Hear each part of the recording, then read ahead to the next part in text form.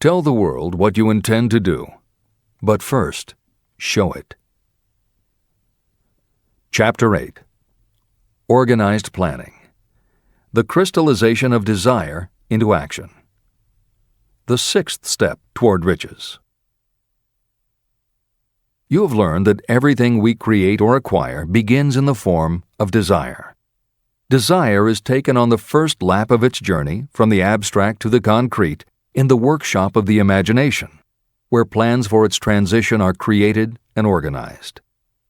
In Chapter 3, Desire, you were instructed to take 6 practical steps to begin translating your desire for money into its monetary equivalent. One of the steps you must take is the formation of a definite, practical plan or plans through which this transformation may be made. Following are the basic instructions for making practical plans. Ally yourself with a group of as many people as you may need for the creation and carrying out of your plan or plans for the accumulation of money, making use of the mastermind principle.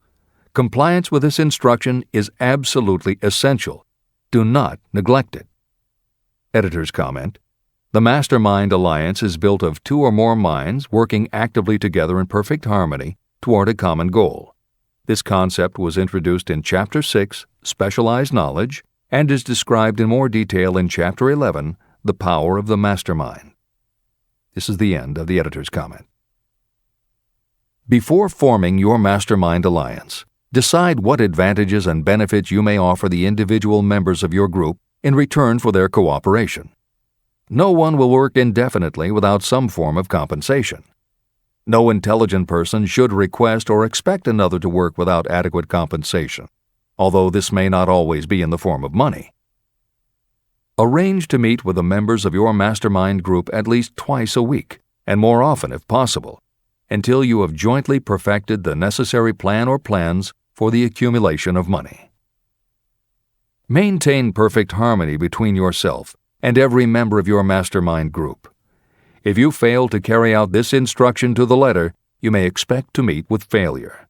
The mastermind principle cannot work where perfect harmony does not prevail. Keep in mind these facts. You are engaged in an undertaking of major importance to you. To be sure of success, you must have plans that are faultless. You must have the advantage of the experience, education, native ability, and imagination of other minds. This is the way it has been done by every person who has accumulated a great fortune. No individual has sufficient experience, education, natural ability, and knowledge to ensure the accumulation of a great fortune without the cooperation of other people. Every plan you adopt for making money should be the joint creation of yourself and every other member of your mastermind group. You may originate your own plans, either in whole or in part, but see that those plans are checked and approved by the members of your Mastermind Alliance. If your first plan fails, try another. If the first plan that you adopt does not work successfully, replace it with a new plan. If this new plan fails to work, replace it with still another, and so on, until you find a plan that does work. Right here is the point at which the majority of people meet with failure, because of their lack of persistence in creating new plans to take the place of those that fail. The most intelligent person living cannot succeed in accumulating money, or in any other undertaking, without plans that are practical and workable. Just keep this fact in mind, and remember when your plans fail that temporary defeat is not permanent failure. It may only mean that your plans have not been sound. Build other plans. Start all over again. Temporary defeat should mean only one thing: the certain knowledge that there is something wrong with your plan. Millions of people go through life in misery and poverty because they lack a sound plan through which to accumulate a fortune. Your achievement can only be as good as the plans you make. You are never whipped until you quit in your own mind. James J. Hill, who was the greatest railroad builder of them all, met with temporary defeat when he first tried to raise the capital needed to build the Great Northern Railroad from the east to the west. But he turned defeat into victory through new plans. Henry Ford met with temporary defeat not only at the beginning of his automobile career, but even after he had gone a long way toward the top. But he, too, created new plans and went marching on to financial victory. We see people who have accumulated great fortunes, but we often recognize only their triumph, and we overlook the temporary defeats that they had to surmount before arriving. No follower of this philosophy can reasonably expect to accumulate a fortune without experiencing temporary defeat. When defeat comes, accept it as a signal that your plans are not sound. Rebuild those plans and set sail once more toward your goal. If you give up before your goal has been reached, you're a quitter. A quitter never wins, and a winner never quits. Write this sentence on a piece of paper in letters an inch high and place it where you will see it every night before you go to sleep and every morning before you go to work. When you begin to select members for your mastermind group, choose those who do not take defeat seriously. Some people foolishly believe that only money can make money. This is not true. Desire, transmuted into its monetary equivalent through the principles in this book, is the way money is made. Money, of itself, is nothing but inert matter. It cannot move, think, or talk, but it can hear when someone who desires it calls it to come. Intelligent planning is essential for success in any undertaking designed to accumulate riches. Following are detailed instructions to those who must begin the accumulation of riches by selling personal services. It should encourage you to know that practically all the great fortunes began either from selling personal services or from the sale of ideas. When you think about it, what else except ideas and personal services can you give in return for riches if you don't have products or property? Leaders and followers. Broadly speaking, there are two types of people in the world. One type is known as leaders and the other as followers. Decide at the outset whether you intend to become a leader in your chosen calling or remain a follower. The difference in compensation is vast. The follower cannot expect to make as much as a leader, although some followers make the mistake of thinking they should. It is no disgrace to be a follower. On the other hand, it is no credit to remain a follower. Most great leaders began as followers. They became great leaders because they were intelligent followers. With few exceptions, the person who cannot follow a leader intelligently cannot become an efficient leader. The person who can follow a leader most efficiently is usually the person who develops into leadership most rapidly. An intelligent follower has many advantages, including the opportunity to acquire knowledge from the leader. The major attributes of leadership. The following are important factors of leadership. 1. Unwavering courage based upon knowledge of yourself and your occupation. No follower wishes to be dominated by a leader who lacks self-confidence and courage. Certainly no intelligent follower will be dominated by such a leader for very long. 2. Self-control. The person who cannot control himself can never control others. Self-control sets a strong example for your followers, which the more intelligent followers will emulate. 3. A keen sense of justice. Without a sense of fairness and justice, no leader can command and retain the respect of their followers. 4. Definiteness of decision. Those who waver in decisions show that they are not sure of themselves and therefore cannot lead others successfully. 5. Definiteness of plans. Successful leaders must plan their work and work their plans. Leaders who move by guesswork, without practical definite plans, are like a ship without a rudder. Sooner or later, they will land on the rocks. 6. The habit of doing more than paid for. One of the penalties of leadership is the necessity of the leaders to willingly do more than they require of their followers. 7. A pleasing personality. Leadership calls for respect. Followers will not respect a leader who does not grade high on all of the factors of a pleasing personality. 8. Sympathy and understanding. Successful leaders must be in sympathy with their followers. Moreover, they must understand them and their problems. 9. Mastery of detail. Successful leadership calls for mastery of the details of the leader's position. 10. Willingness to assume full responsibility. Successful leaders must be willing to assume responsibility for the mistakes and the shortcomings of their followers. If a leader tries to shift this responsibility, that leader will not remain the leader. If one of your followers makes a mistake or is incompetent, you must consider that it is you who failed. 11. Cooperation. The successful leader must understand and apply the principle of cooperative effort and be able to induce followers to do the same. Leadership calls for power, and power calls for cooperation.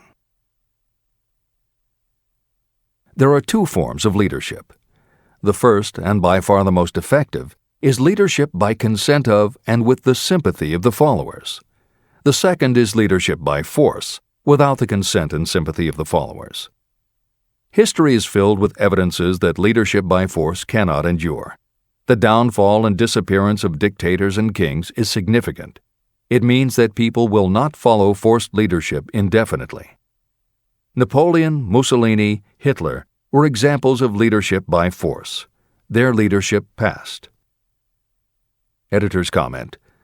The following may also be added to the list: Idi Amin, Francisco Franco, Saddam Hussein, Ferdinand Marcos, Slobodan Milosevic, Juan Perón, General Augusto Pinochet, Pol Pot, General Suharto, the Taliban leaders in Afghanistan, Marshal Josip Broz Tito, Joseph Stalin, and subsequent leaders of the Soviet Union, East Germany, and the other countries in the Communist bloc.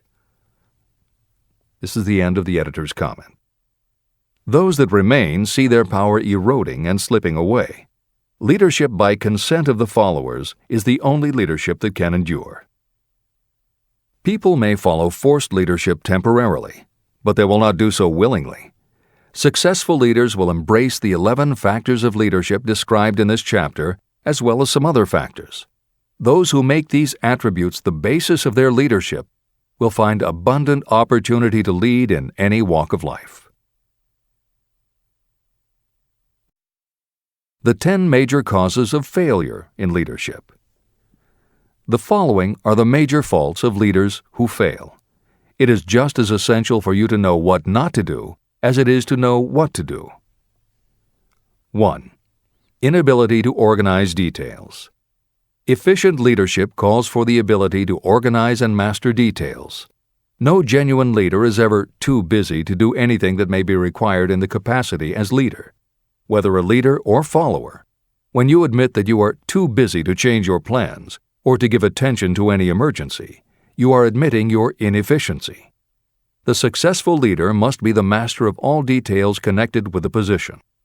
That means, of course, that you must acquire the habit of relegating details to capable lieutenants. 2. Unwillingness to render humble service. Truly great leaders are willing, when occasion demands, to perform any sort of labor that they would ask another to perform. The greatest among ye shall be the servant of all is a truth that all able leaders observe and respect. 3.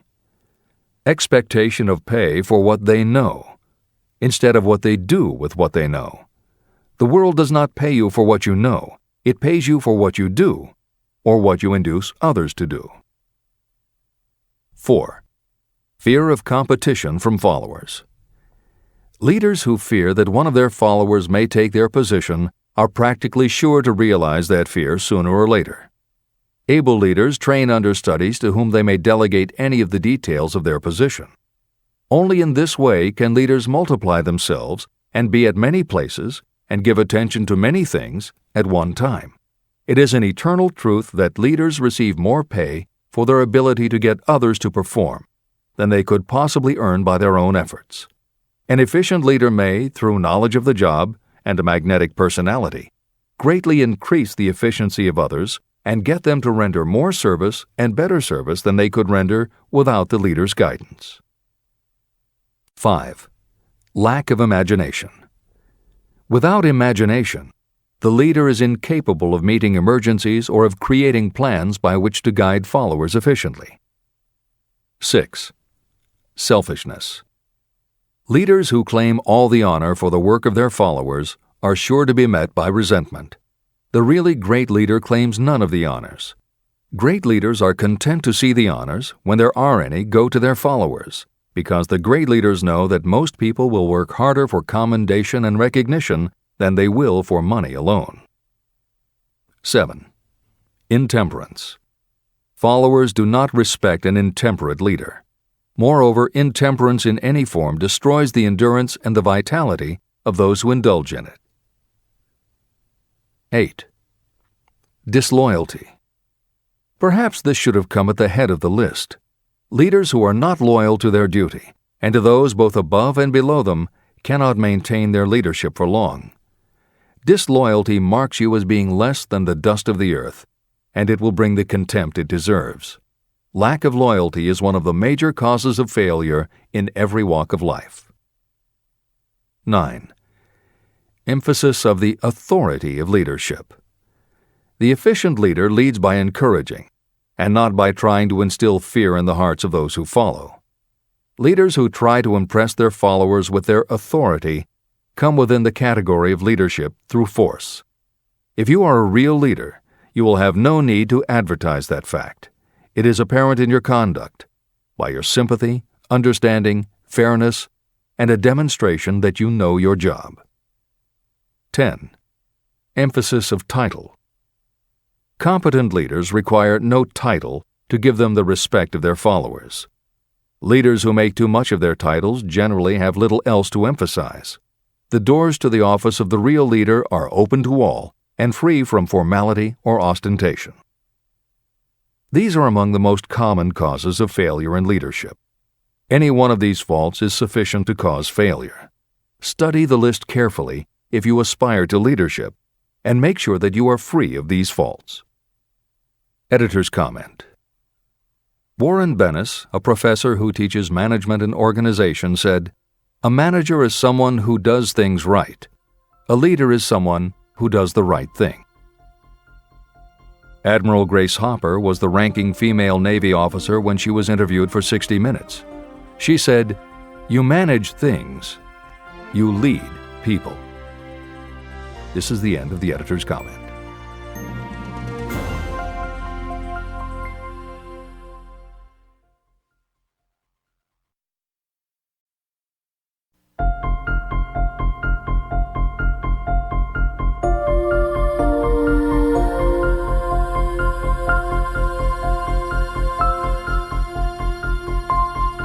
When and how to apply for a position. The information described here is the net result of many years of experience during which thousands of men and women were helped to market their services effectively. Editor's comment. The Internet, email, and faxed resumes have radically changed the way employers search for new employees and the way that most people apply for jobs. However, Think and Grow Rich was never intended for most people. It was written for those who want to stand out. If you are such a person, the editors of this revised and updated edition strongly advise that you give serious thought to each of the following suggestions about how to apply for a position and how to prepare a resume. If you are tempted to think the suggestions are too obvious, simplistic, or out of date, we assure you they are not. In those instances where it is appropriate to update the material, we have added commentary. This is the end of the editor's comment. 1. Employment agencies. Care must be taken to select only reputable companies that can show adequate records of achievement of satisfactory results. Editor's comment.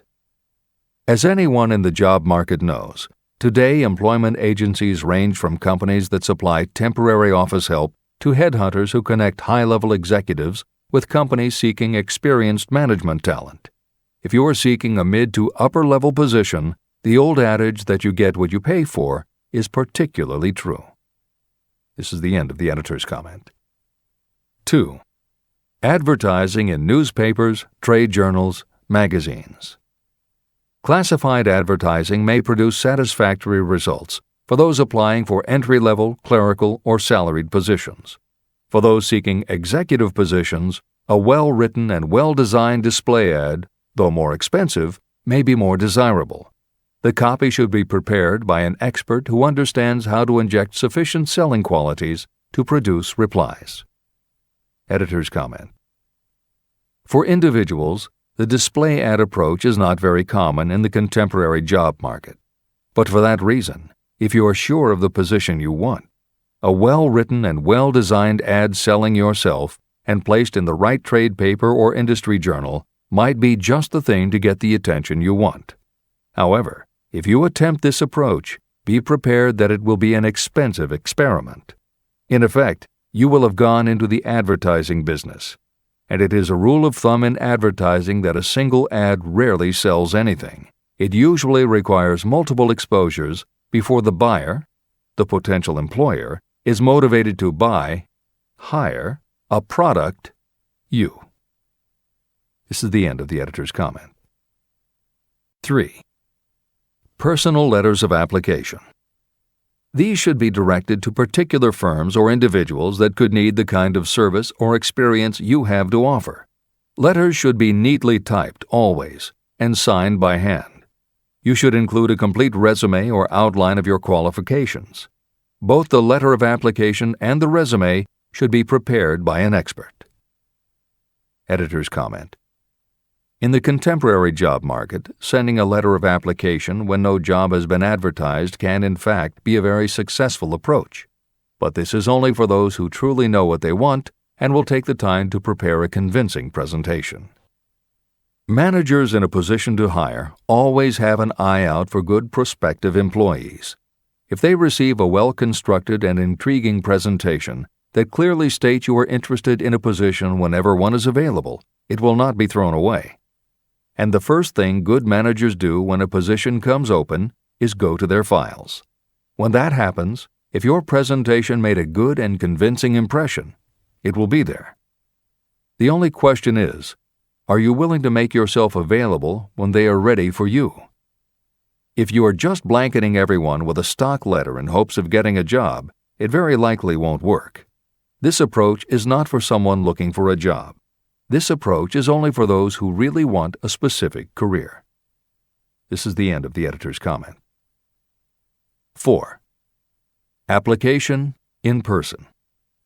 In some instances, it may be more effective if the applicant personally offers his or her services to prospective employers, in which event a complete written statement of qualifications for the position should be presented, as prospective employers will often wish to discuss your record with associates. Editor's comment.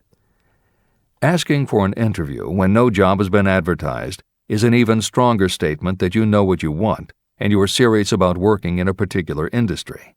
If you pursue this approach, keep in mind that you are asking someone to give you their time.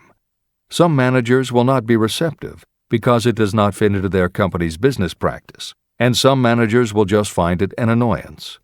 This approach will work for you only if you are confident that you can make an outstanding impression in person. If you make a strong, positive impression, it will be remembered when an opening is available. This is the end of the editor's comment. 5.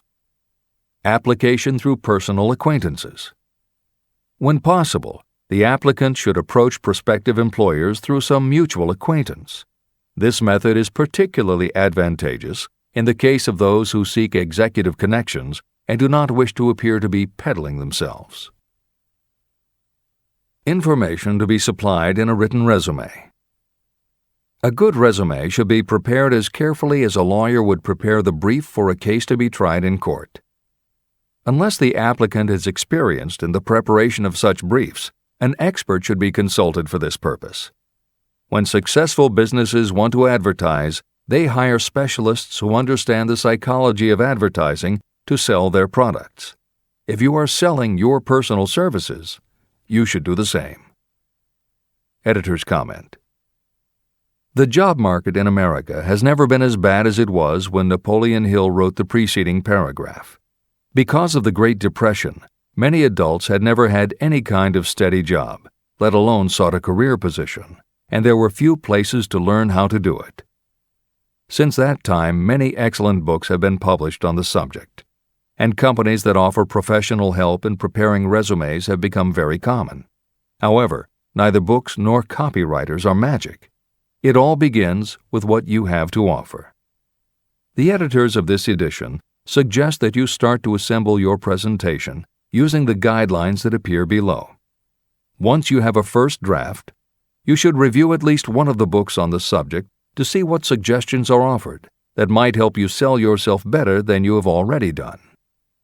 Then, depending how satisfied you are, you might also want to seek advice from a professional who specializes in such presentations. We offer 2 notes of caution. First, make sure that your presentation does not look like something turned out by a resume mill.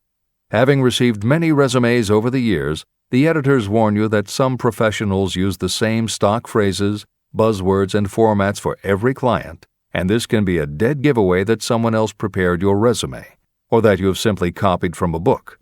Your intention should be to make yours stand out. The second word of caution is, don't go overboard in trying to stand out. There is a balance between catching an employer's attention and looking like you are trying too hard. For instance, if you are a New York marketing executive applying to a Los Angeles company, sending your application with a bag of fresh bagels by next morning FedEx would probably make a good impression, whereas sending a dartboard with your picture in the center might be viewed as just a little too cute and a little too much. Clever is good, but professional is a must. Never be so clever that you don't look professional. Following are a set of guidelines for preparing your resume. Because part of your search for a position will involve responding to ads for job openings, and because it has become common to respond by faxing applications and resumes, Napoleon Hill's guidelines should be used to prepare 2 separate presentations. As Hill suggests below, you should prepare an elaborate presentation to be used when mailed or presented in person.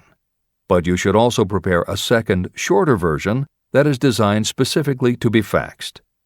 Take care to make your fax version complete and interesting, but it should be no more than 3 pages.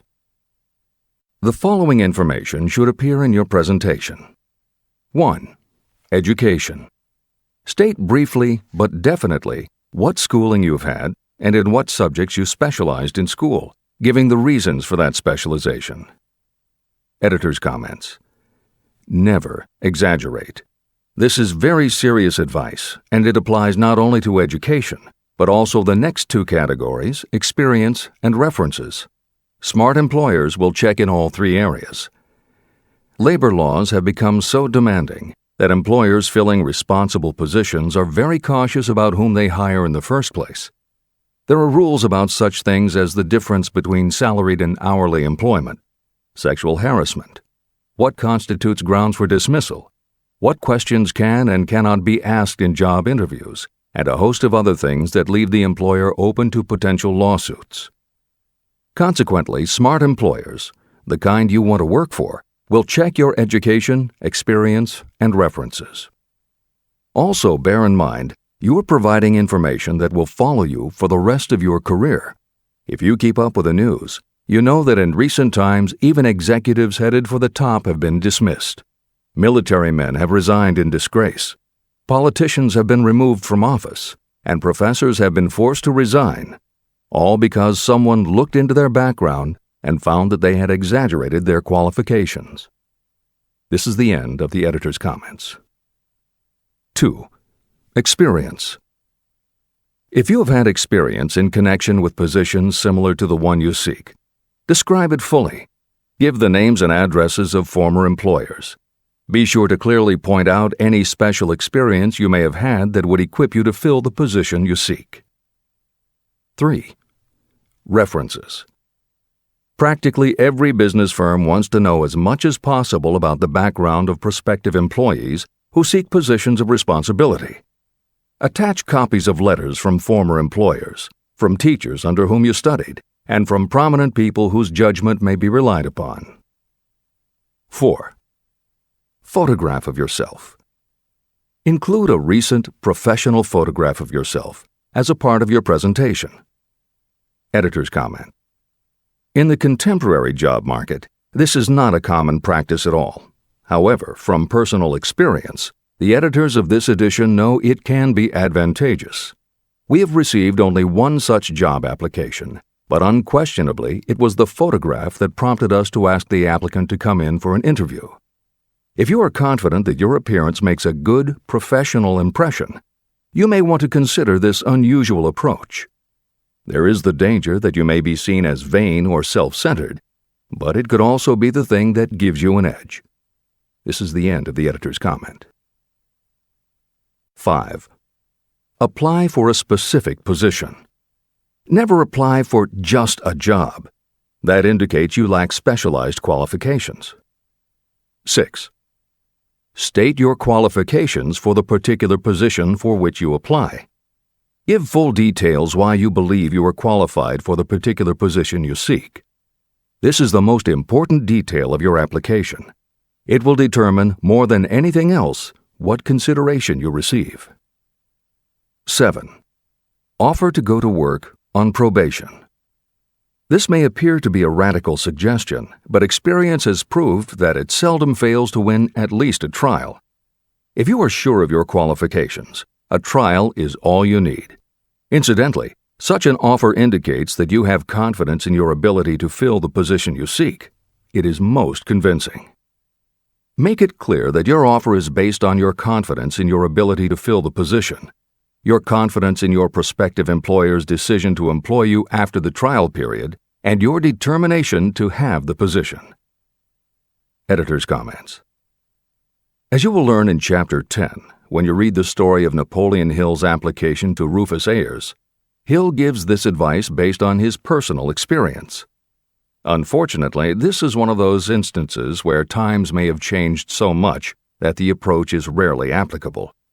In today's environment, modern labor laws and business practice may prevent an employer from taking you up on your offer. However, today many companies do have internship programs that allow an employer to test drive employees to see how well they might fit in. This is the end of the editor's comment. 8. Knowledge of your prospective employer's business. Before applying for a position, do sufficient research to familiarize yourself thoroughly with that business and indicate the knowledge you have acquired in this field.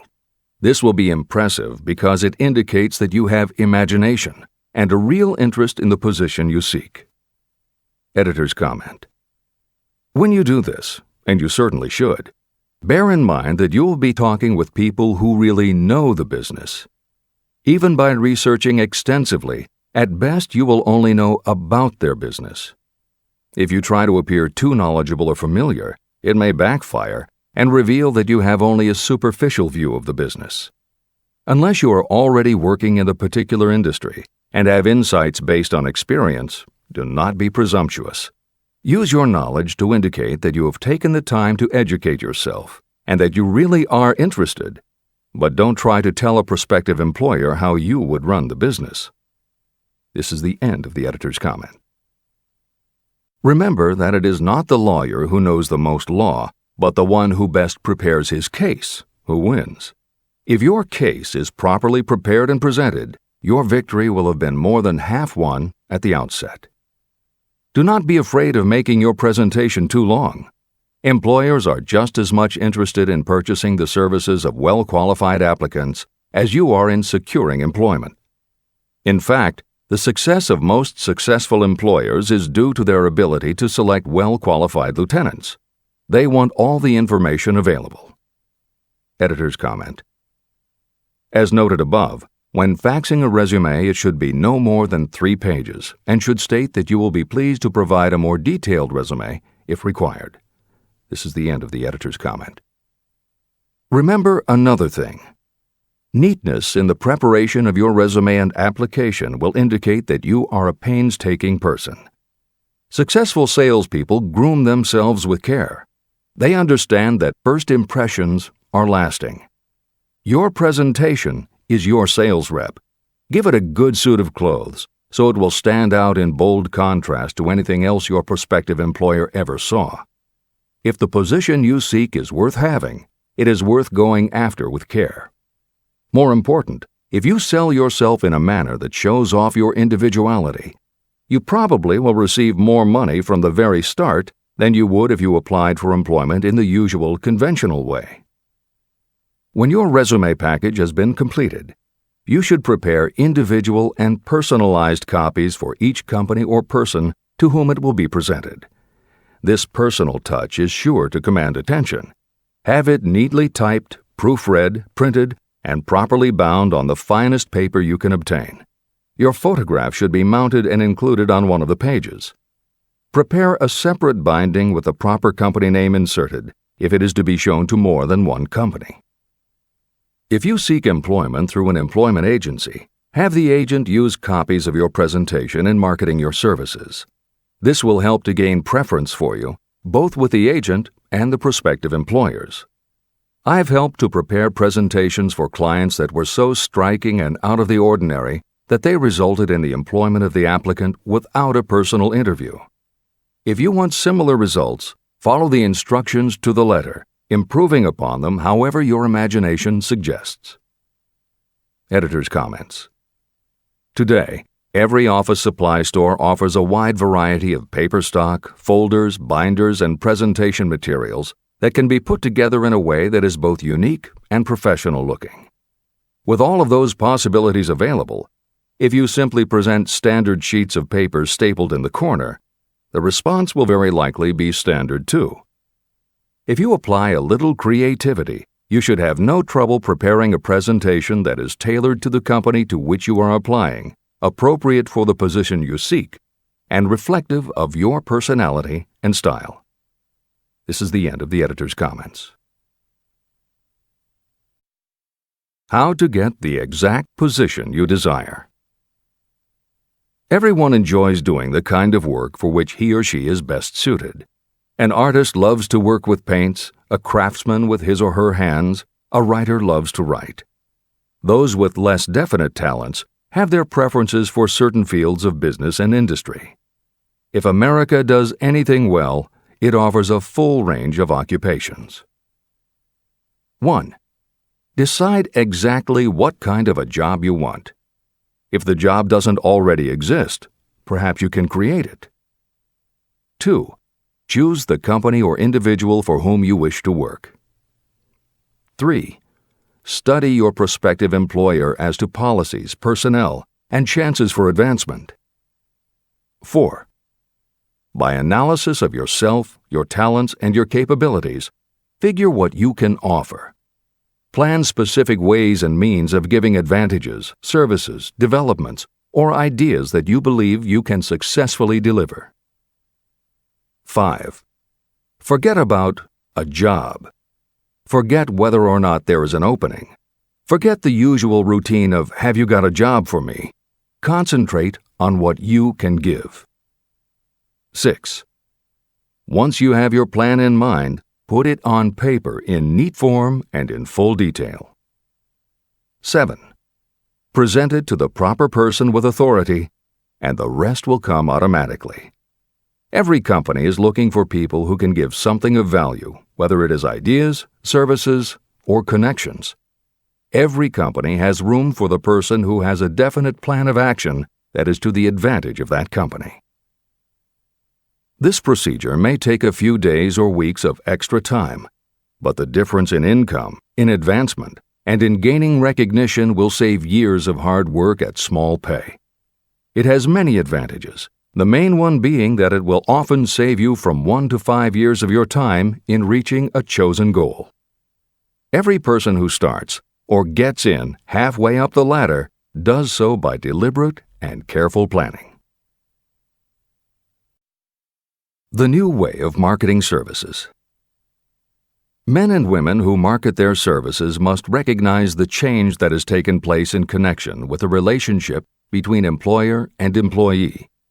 The future relationship should be more in the nature of a partnership, consisting of the employer, the employee, and the public they serve. In the past, Employers and employees have bartered among themselves, not considering that in reality they were bargaining at the expense of the third party, the public they served. Both the employer and the employee should consider themselves as fellow employees whose business it will be to serve the public efficiently. Editor's comment. In the preceding paragraph, Napoleon Hill once again demonstrates his foresight into the future direction of American business. As you will recognize in the following section, the point he makes by citing the coal and gas companies would at a later time be equally applicable to the telephone monopolies, and later still to computer software and internet companies, and to cable television suppliers when competitors started to offer satellite TV. This snapshot of how and why business has changed should provide you with a blueprint for the attitude you must adopt and the way you must conduct yourself if you are going to attain the success you're seeking. This is the end of the editor's comment. During the Depression, I spent several months in the anthracite coal region of Pennsylvania, studying conditions that all but destroyed the coal industry. The coal operators and the unions drove hard bargains in negotiating their labor contracts. The cost of the bargaining was passed on to the customer by adding to the price of the coal. However, in the end, they discovered their actions had worked against them. What their delays and high prices had actually accomplished was to open the market to their competitors. Inadvertently, they had built up a wonderful business for the manufacturers of oil-burning stoves and furnaces, as well as for the producers of oil. A similar experience happened to the gas companies. We can all remember the time when the gas meter reader pounded on the door hard enough to break the panels. When the door was opened, he pushed his way in uninvited with a scowl on his face that plainly said, "What the hell did you keep me waiting for?" All that has undergone a change. The meter man now conducts himself as a gentleman who is delighted to be at your service, sir. Before the gas companies learned that their scowling meter men were offending customers, their competitors, the polite salesmen of oil burners, came along and did a land office business. These illustrations are mentioned here to show that we are where we are and what we are because of our own conduct. If there is a principle of cause and effect that controls business, finance, and transportation, this same principle controls individuals and determines their economic status. Courtesy and service are the watchwords of merchandising today, and they apply to the person who is marketing personal services even more directly than to the employer. In the final analysis, you are employed by the customer. If you fail to serve well, both you and your employer will pay for it by the loss of the privilege of serving. What is your QQS rating? In the preceding, the causes of success in marketing services effectively and permanently have been clearly described. Unless those causes are studied, analyzed, understood, and applied, no one can market services effectively and permanently. Every man or woman must be their own sales force of their personal services. The quality and the quantity of service rendered, and the spirit in which it is rendered, determine the price and the duration of employment. To market your personal services effectively, which means a permanent market at a satisfactory price under pleasant conditions, you must adopt and follow the QQS formula. QQS means that quality plus quantity plus the proper spirit of cooperation equals perfect salesmanship of service. Remember the QQS formula, but do more. Apply it as a habit. Analyze the formula to make sure you understand exactly what it means. Quality of service means the performance of every detail in connection with your position in the most efficient manner possible with the object of greater efficiency always in mind. Quantity of service means the habit of rendering all the service of which you are capable at all times with the purpose of increasing the amount of service rendered as you develop greater skill through practice and experience. Emphasis is again placed on the word habit. Spirit of service means the habit of agreeable, harmonious conduct, which will induce cooperation from associates and fellow employees. Adequate quality and adequate quantity of service is not sufficient to maintain a permanent market for your services. The spirit in which you deliver service is a strong determining factor in connection with both the price you receive and the duration of your employment. Andrew Carnegie stressed this point in his description of the factors that lead to success in the marketing of personal services. He emphasized again and again the necessity for harmonious conduct. He stressed the fact that he would not retain any man, no matter how great a quantity or how efficient the quality of his work, unless he worked in a spirit of harmony. Mr. Carnegie insisted upon his people working with each other in an agreeable manner. To prove that he placed a high value on this quality, he helped many who met his standards to become very wealthy. Those who did not conform had to make room for others who did. The importance of a pleasing personality has been stressed because it is so important in rendering service in the proper spirit. If you have a personality that pleases, and you render service in a spirit of harmony, these assets often make up for what you may lack in both the quality and the quantity of service you render. Nothing, however, can be successfully substituted for pleasing conduct. The capital value of your services. The person whose income is derived entirely from the sale of personal services is a merchant, just like the person who sells hard goods, and such a person is subject to exactly the same rules of conduct as the merchant who sells merchandise.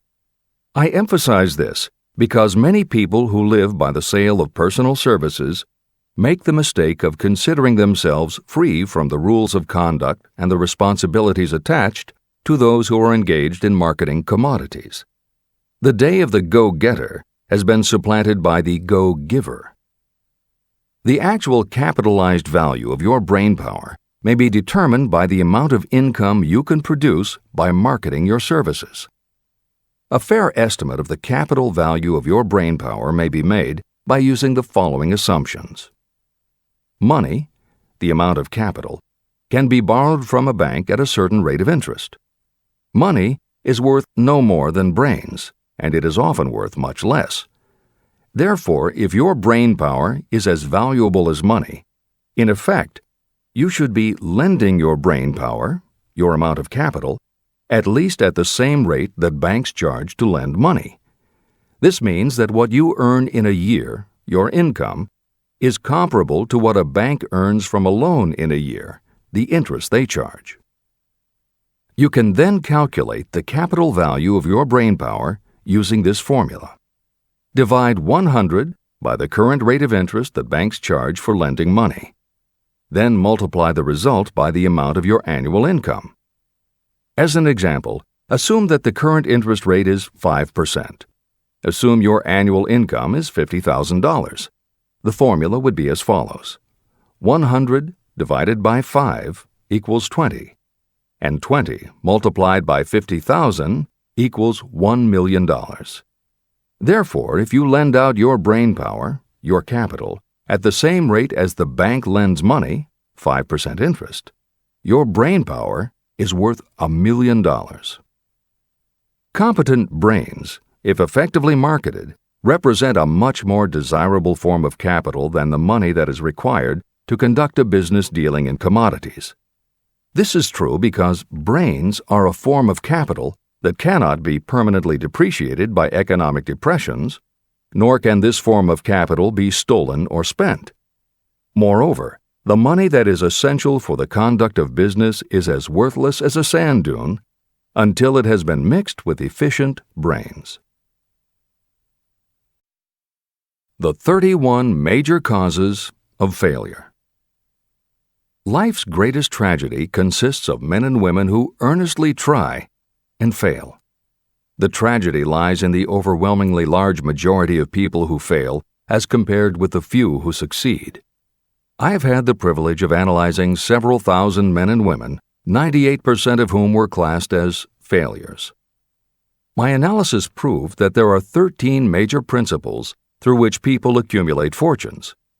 Each of the 13 principles of success has its own chapter in this book. And there are 31 major reasons for failure. The 31 causes of failure are listed below. As you go through the list, measure yourself point by point. It will help you to discover how many of these causes of failure stand between you and success. 1. Unfavorable hereditary background. There is little, if anything, that can be done for people who are born with a deficiency in brain power. This is the only one of the 31 causes of failure that may not be easily corrected by any individual. My philosophy can offer only one method of bridging this weakness, through the aid of the mastermind. 2. Lack of a well-defined purpose in life. There is no hope of success for the person who does not have a central purpose or definite goal at which to aim. 98 out of every 100 of those whom I have analyzed had no such aim. Perhaps this was the major cause of their failure. 3. Lack of ambition to aim above mediocrity. I can offer no hope for those who are so indifferent they do not want to get ahead in life and are not willing to pay the price. 4. Insufficient education. This is a handicap that may be overcome with comparative ease. Experience has proven that the best educated people are often those who are self-made or self-educated. It takes more than a college degree to make you a person of education. Any person who is educated has learned to get whatever they want in life without violating the rights of others. Education consists not so much of knowledge, but of knowledge effectively and persistently applied. You are paid not merely for what you know, but for what you do with what you know. 5. Lack of self-discipline. Discipline comes through self-control. This means that you must control all negative qualities. Before you can control conditions, you must first control yourself. Self-mastery is the hardest job you will ever tackle. If you do not conquer yourself, you will be conquered by yourself. By stepping in front of a mirror, you may see both your best friend and your greatest enemy. 6. Ill health. No person may enjoy outstanding success without good health. Many of the causes of ill health are subject to mastery and control. These, in the main, are overeating of foods not conducive to health, wrong habits of thought or negative thinking, wrong use of and overindulgence in sex, lack of proper physical exercise, an inadequate supply of fresh air due to improper breathing. 7. Unfavorable environmental influences during childhood. As the twig is bent, so shall the tree grow. Most people who have criminal tendencies acquire them as the result of bad environment and improper associates during their childhood or youth. Procrastination. This is one of the most common causes of failure. Procrastination stands within the shadow of every human being, waiting its opportunity to spoil your chances of success. Most of us go through life as failures because we are waiting for the time to be right to start doing something worthwhile. Do not wait. The time will never be just right. Start where you stand, work with whatever tools you have at your command, and you will acquire better tools as you go along. 9. Lack of persistence. Most of us are good starters, but poor finishers of everything we begin. People are prone to give up at the first signs of defeat. There is no substitute for persistence. The person who makes persistence his or her watchword discovers that failure finally becomes tired and makes its departure. Failure cannot cope with persistence. 10. Negative personality. There is no hope of success for the person who repels people through a negative personality. Success comes through the application of power, and power is attained through the cooperative efforts of other people.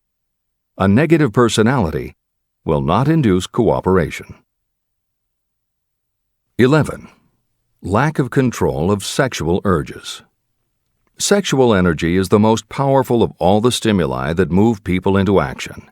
Because it is the most powerful of the emotions, if it is controlled, it can be converted into other creative channels. 12. Uncontrolled desire for something for nothing. The gambling instinct drives millions of people to failure. Evidence of this may be found in the Wall Street stock market crash of 1929, during which millions of people tried to make money by gambling on stock margins. Editor's comments. For those who are not familiar with the stock market and buying on margin, the following is a simplified explanation of what caused the crash of '29. The first thing to understand is that prior to the Great Depression, there was widespread optimism about the expanding economy. Businesses were booming, and the people who had invested in those companies were making fortunes almost overnight. When the average person saw how much money was being made, they wanted to get in on it, and there was a way for them to do it. Even average people who didn't have enough ready cash to buy stocks could do so because brokers allowed customers to purchase stocks on margin by making what amounted to a down payment. However, part of the purchase agreement stated that when the brokers called in the margin accounts, which they could do at any time, the customers would have to come up with the rest of the cash immediately to pay the balance owing on the original purchase price. That is why Hill used the term gambling when he referred to the stock market. These average people weren't investing in companies. They were betting on the future rise in value. The idea, in the average person's mind, was that they would only have to scrape together enough to pay the margin, which was a small percentage of the full cost. Then when the price of the stock went up, they would sell, which would give them more than enough money to pay the broker the balance owing on the purchase price, and they could pocket the difference. This worked fine as long as stock prices continued to rise, but when the stock market crashed, the stockbrokers called in the margins, and the people who had bought at prices they really couldn't afford suddenly found that they had to come up with the cash. And that was why so many average people got wiped out in the crash of '29. They gambled money they didn't have by buying on margin. This is the end of the editor's comments. 13. Lack of a well-defined power of decision. Those who succeed reach decisions promptly and change them very slowly. Those who fail reach decisions very slowly and change them frequently and quickly. Indecision and procrastination are twins. Where one is found, the other is also usually found. Kill off this pair before they completely tie you to the treadmill of failure. 14. One or more of the 6 basic fears: fear of poverty, fear of criticism, fear of ill health, fear of loss of love, fear of old age, and fear of death. You will find an in-depth analysis of these 6 basic fears in the final chapter. They must be mastered before you can market your services effectively. 15. Wrong selection of a mate in marriage. This is a most common cause of failure. The relationship of marriage brings people intimately into contact. Unless this relationship is harmonious, failure is likely to follow. Moreover, it will be a form of failure that destroys ambition. 16. Overcaution. The person who takes no chances generally has to take whatever is left when others are through choosing. Overcaution is as bad as undercaution. Both are extremes to be guarded against. Life itself is filled with the element of chance. 17. Wrong selection of associates in business. This is one of the most common causes of failure in business. In marketing personal services, you should use great care to select an employer who will be an inspiration and who is intelligent and successful. We emulate those with whom we associate most closely. Pick an employer who is worth emulating. 18. Superstition and prejudice. Superstition is a form of fear. It is also a sign of ignorance. Successful people keep open minds and are afraid of nothing. 19. Wrong selection of a vocation. You cannot have outstanding success in work that you do not like. The most essential step in the marketing of personal services is that of selecting an occupation into which you can throw yourself wholeheartedly.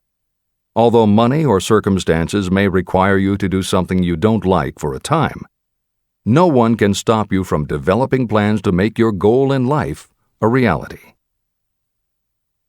Editor's comments.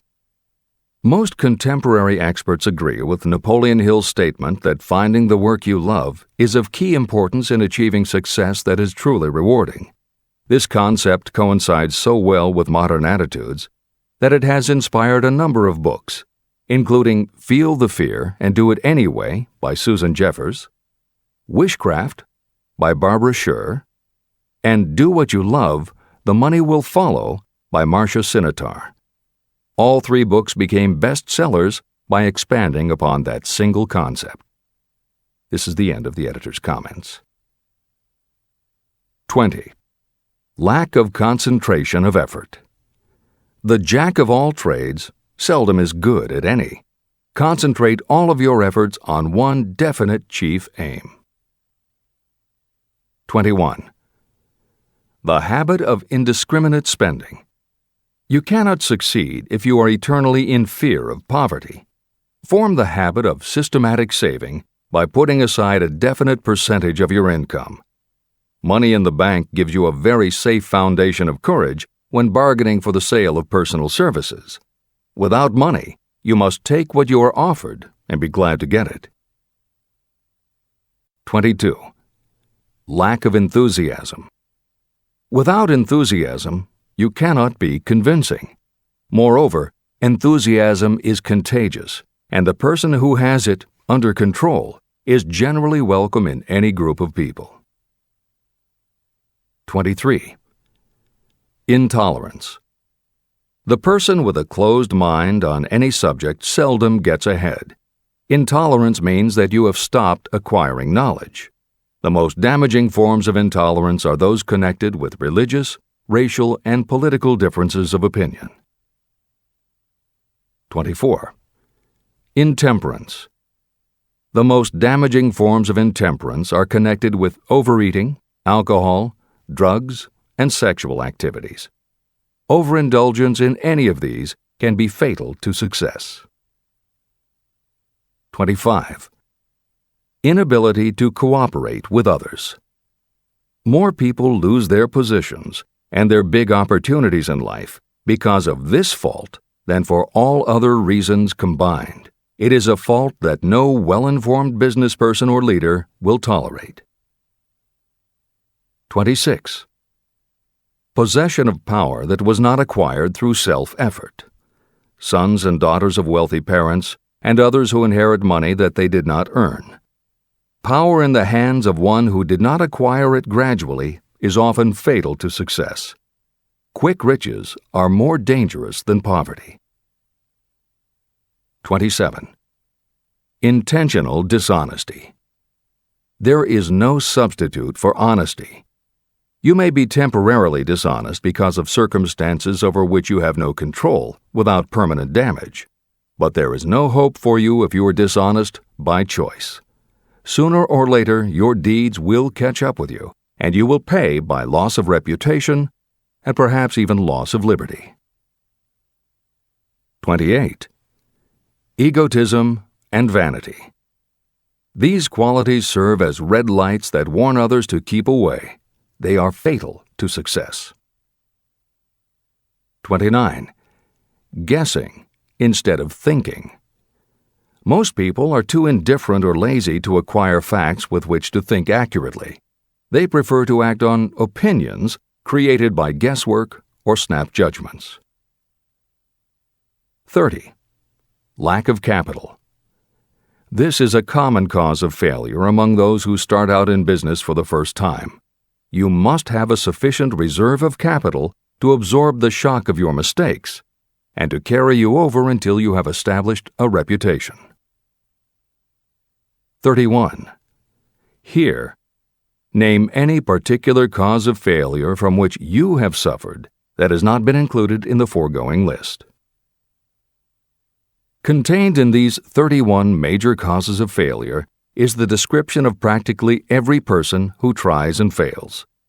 It will be helpful if you get someone who knows you well to go over this list with you and help you to analyze yourself by each of these causes of failure. Most people cannot see themselves as others see them. You may be one who cannot. Do you know your own worth? The oldest of admonitions is, know thyself. If you market merchandise successfully, you must know the merchandise. The same is true in marketing personal services. You should know all of your weaknesses in order to bridge them or eliminate them entirely. You should know your strengths in order to call attention to them when selling your services. You can know yourself only through accurate analysis. There is a story about a young man applying for a job who was making a good impression until the manager asked him what salary he expected. He replied that he had no fixed sum in mind, lack of a definite aim. The manager then said, "We will pay you all you are worth after we try you out for a week." "I can't accept that," the applicant replied. "I'm already getting more than that where I'm now employed." It may seem funny, but it makes a serious point. Before you even begin to negotiate for a better salary in your present position or begin to seek employment elsewhere, be sure that you are worth more than you now receive. It is one thing to want money. Everyone wants more. But it is something entirely different to be worth more. Many people mistake their wants for their just dues. Your financial wants have nothing whatever to do with your worth. Your value is established entirely by your ability to render useful service or your capacity to induce others to render such service. Take inventory of yourself. Annual self-analysis is essential in the effective marketing of personal services, just like you would take an annual inventory if you were in merchandising. Moreover, your yearly analysis should show a decrease in your faults and an increase in your virtues. You go ahead, stand still, or go backward in life. Your objective should be to go ahead. Annual self-analysis will disclose whether advancement has been made and, if so, how much. It will also disclose any backward steps you may have taken. The effective marketing of personal services requires you to move forward, even if the progress is slow. Your annual self-analysis should be made at the end of each year, so you can include in your New Year's resolutions any improvements that the analysis indicates should be made. Take this inventory by asking yourself the following questions, and by checking your answers with the aid of someone who will not permit you to deceive yourself. Self-analysis questionnaire. 1. Have I attained the goal that I established as my objective for this year? You should work with a definite yearly objective to be attained as a part of your major life objective. 2. Have I delivered service of the best possible quality of which I was capable, or could I have improved any part of this service? 3. Have I delivered service in the greatest possible quantity of which I was capable? 4. Has the spirit of my conduct been harmonious and cooperative at all times? 5. Have I permitted the habit of procrastination to decrease my efficiency, and if so, to what extent? 6. Have I improved my personality, and if so, in what ways? 7. Have I been persistent in following my plans through to completion? 8. Have I reached decisions promptly and definitely on all occasions? 9. Have I permitted any of the 6 basic fears to decrease my efficiency? 10. Have I been either overcautious or undercautious? 11. Has my relationship with my associates in work been pleasant or unpleasant? If it has been unpleasant, has the fault been partly or wholly mine? 12. Have I dissipated any of my energy through lack of concentration of effort? 13. Have I been open-minded and tolerant in connection with all subjects? 14. In what ways have I improved my ability to render service? 15. Have I been intemperate in any of my personal habits? 16. Have I expressed, either openly or secretly, any form of egotism? 17. Has my conduct toward my associates been such that they respect me? 18. Have my opinions and decisions been based upon guesswork or accuracy of analysis and thought?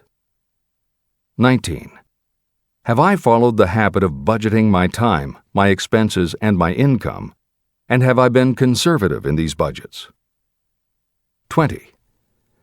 How much time have I devoted to unprofitable effort which I might have used to better advantage? 21. How may I rebudget my time and change my habits so I will be more efficient during the coming year? 22. Have I been guilty of any conduct that was not approved by my own conscience? 23. In what ways have I rendered more service and better service than I was paid to render? 24. Have I been unfair to anyone, and if so, in what way? 25. If I had been the purchaser of my own services for the year, would I be satisfied with my purchase? 26. Am I in the right vocation, and if not, why not? 27. Has the purchaser of my services been satisfied with the service I have rendered, and if not, why not? 28. What is my present rating on the fundamental principles of success? Make this rating fairly and frankly, and have it checked by someone who is courageous enough to do it accurately. After you have finished reading through to the end of this book at least once, and you are sure you have assimilated the information in this chapter, you will be ready to create a practical plan for marketing your personal services. In this chapter, you should have found adequate descriptions of every principle essential in planning the sale of personal services. These include the major attributes of leadership, the most common causes of failure in leadership, a description of the fields of opportunity for leadership, the main causes of failure in all walks of life, and the important questions that should be used in self-analysis. This extensive and detailed presentation has been included because it will be needed by you if you are going to earn your riches by marketing your personal services. Those who have lost their fortunes and those who are just beginning to earn money have nothing but personal services to offer in return for riches. Therefore, it is essential that you have real, practical information that you'll need to market your services to best advantage.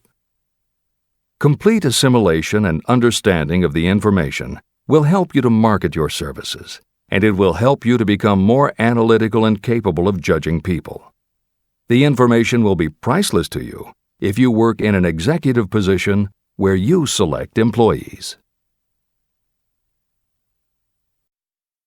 Where and how to find opportunities to accumulate riches. Now that we have analyzed the principles by which riches may be accumulated, you naturally ask, where can I find the opportunities to apply these principles? Very well. Let us take inventory and see what the United States of America offers the person seeking riches. To begin with, remember that we live in a country where every law-abiding citizen enjoys freedom of thought and freedom of deed unequaled anywhere in the world. Most of us have never taken inventory of the advantages of this freedom. We have never compared our unlimited freedom with a curtailed freedom in other countries. Here we have freedom of thought, freedom in the choice and enjoyment of education, freedom in religion, freedom in politics, freedom in the choice of a business, profession, or occupation, freedom to accumulate and own all the property we can accumulate, freedom to choose our place of residence, freedom in marriage, freedom through equal opportunity to all races, freedom of travel from one state to another, freedom in our choice of foods, and freedom to aim for any station in life for which we have prepared ourselves, even for the presidency of the United States. We have other forms of freedom, but this list gives an overview of the most important freedoms that offer you the opportunity to think and grow rich. The United States is the only country guaranteeing to every citizen, whether native-born or naturalized, so broad and varied a list of freedoms. Next, let us recount some of the blessings that our widespread freedom has placed within our hands. Take the average American family of average income and sum up the benefits available to every member of the family in this land of opportunity and plenty. Food. Next to freedom of thought and deed comes food, clothing, and shelter, the three basic necessities of life. Because of our universal freedom, the average American family has available at its door the choicest selection of food to be found anywhere in the world, and at prices within its financial range. Shelter. This family lives in a comfortable apartment or house, complete with light, heat, water, and many conveniences. The toast they had for breakfast was toasted in an electric toaster, which cost but a few dollars. The apartment is cleaned with a vacuum cleaner that is run by electricity. Hot and cold water is available at all times in the kitchen and the bathroom. The food is kept cool in a refrigerator. Clothes are washed and dried, dishes are cleaned, and numerous labor-saving devices are run on power obtained by putting a plug into a wall socket. The family receives entertainment and information from all over the world 24 hours a day if they want it, by merely flipping a switch on their radio or television or computer. There are other conveniences, but the foregoing list will give a fair idea of some of the concrete evidences of the freedoms that we, of America, enjoy. Clothing. Anywhere in the United States, the family with average clothing requirements can dress very comfortably at a cost that is only a small portion of their earnings. Only the three basic necessities of food, clothing, and shelter have been mentioned. The average American also has other options and advantages that are available in return for reasonable effort. The average American has security of property rights not found in any other country in the world. We can place any surplus money in a bank with the assurance that our government will protect it and make good to us if the bank fails. If an American citizen wants to travel from one state to another, he or she needs no passport and no one's permission. You may go when you please, and you may travel by car, train, bus, airplane, ship, or any other method that you can afford. The miracle that has provided these blessings. We often hear politicians proclaiming the freedom of America when they solicit votes, but they seldom take the time or trouble to analyze the source of this freedom. Having no axe to grind, no grudge to express, and no ulterior motives, I will give you a frank analysis of that mysterious, abstract, greatly misunderstood something that gives to every citizen of America more blessings, more opportunities to accumulate wealth, and more freedom of every nature than may be found in any other country. I have the right to analyze the source and nature of this unseen power because I know, and have known for more than half a century, many of the men who organized that power and many who are now responsible for its maintenance. The name of this mysterious benefactor of mankind is capital. Capital consists not only of money, but also of highly organized, intelligent groups of individuals who plan ways and means of using money efficiently for the good of the public and profitably to themselves.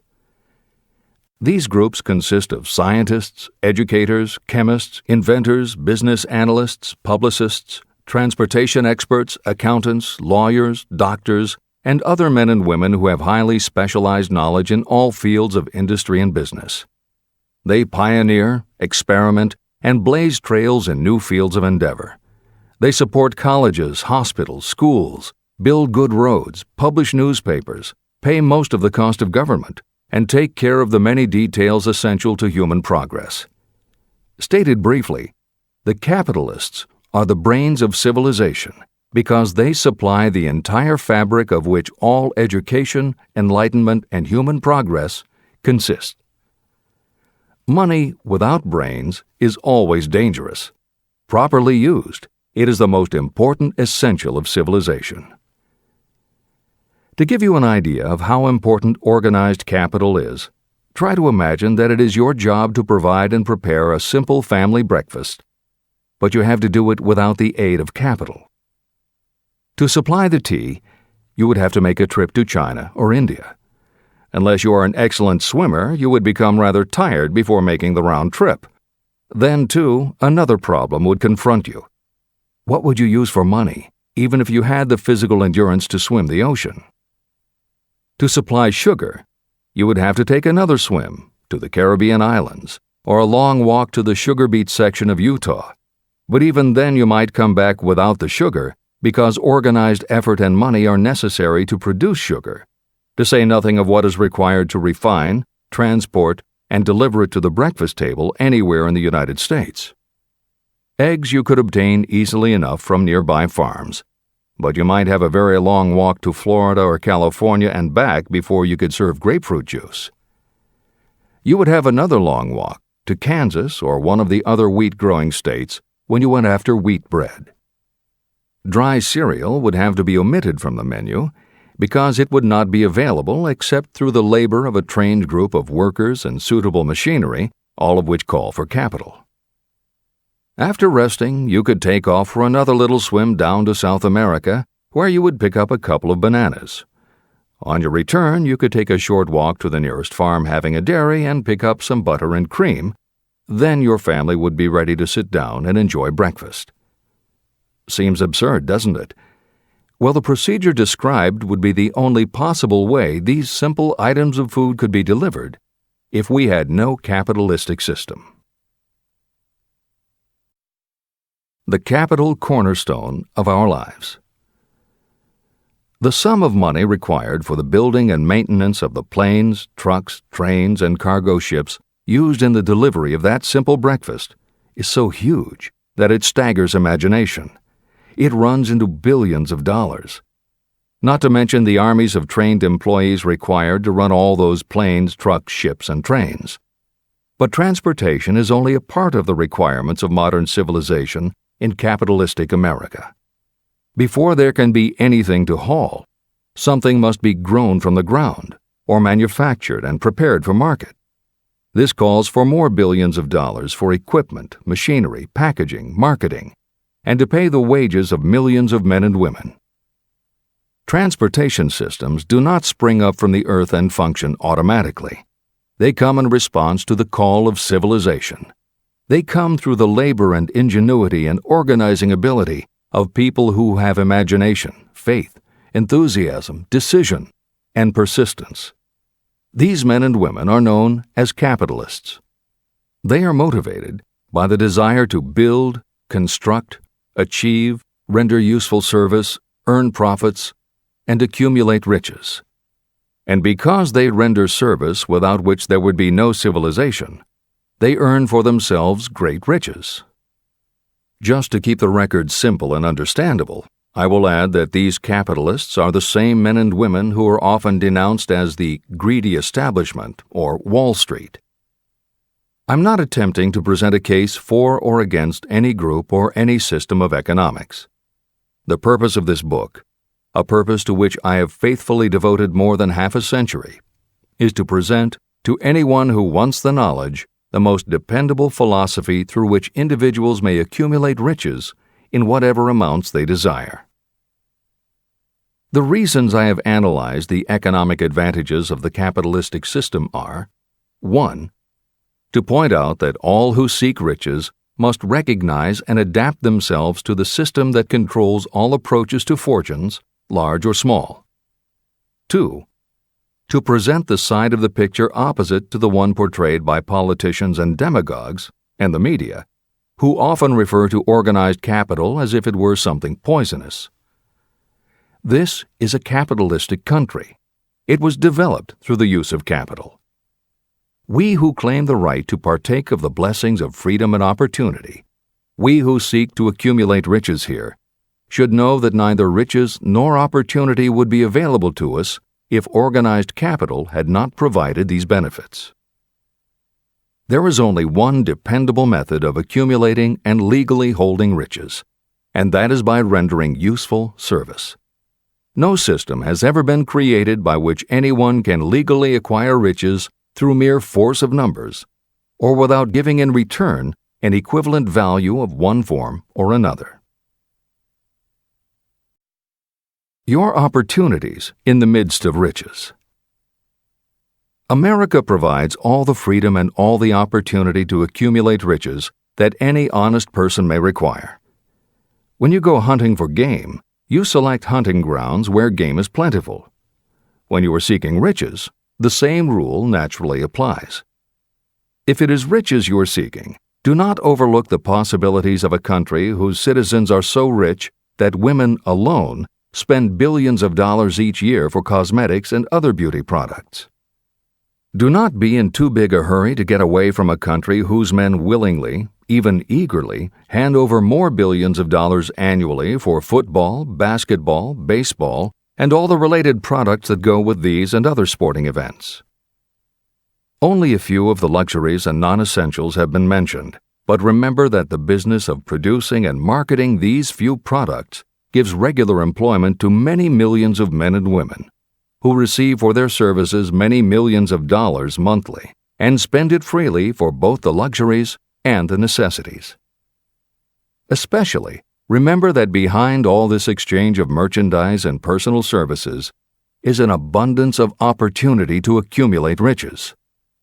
Here our American freedom comes to your aid. There is nothing to stop you or anyone from engaging in any portion of the effort necessary to carry on these businesses. If you have superior talent, training, experience, you may accumulate riches in large amounts. Those not so fortunate may accumulate smaller amounts. Anyone may earn a living in return for a very nominal amount of labor. So there you are.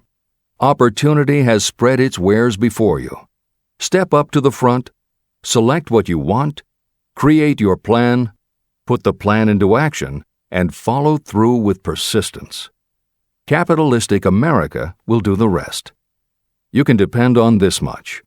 Capitalistic America ensures every person the opportunity to render useful service and to collect riches in proportion to the value of the service. The system denies no one this right, but it does not and cannot promise something for nothing. The system itself is irrevocably controlled by the law of economics, which neither recognizes nor tolerates for long getting without giving.